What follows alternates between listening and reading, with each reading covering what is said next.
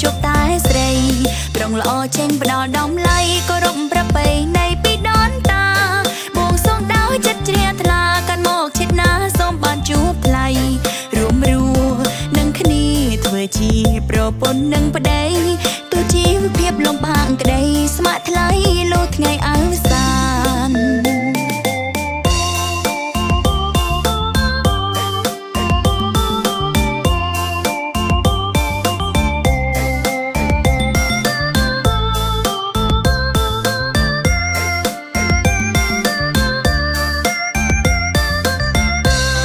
រដូវបិណ្ឌខ្ញុំចូលដល់អូនលែងខ្វល់ដូចឆ្នាំកន្លងឆ្នាំនេះអូនមានប្របងរក្សាក្រងតំណែងស្នេហា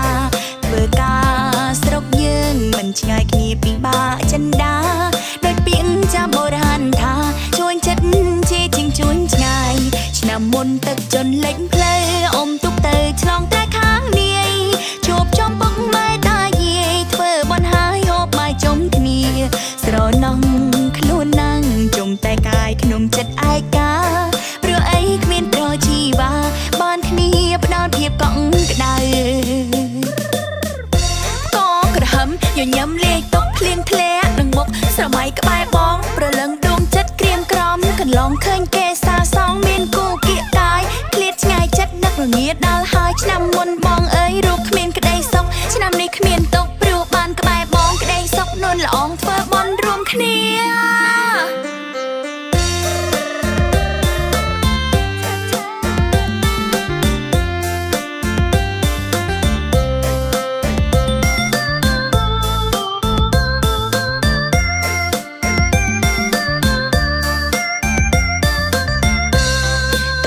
ទឹកដក់ក្នុងស្រែនាំមានស្នេហ៍ទៅវត្តភូមិត្បូងឃើញចេកដើបចេញត្រយងសិនទូងលូតលោកខៀវខ្ចី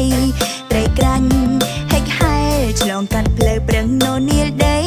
ក្នុងចិត្តដូចជាផិតភ័យខ្លាចថ្លៃចាប់អង្គពីសាទស្សនភាពនេះខែបិណ្ឌភ្ជុំ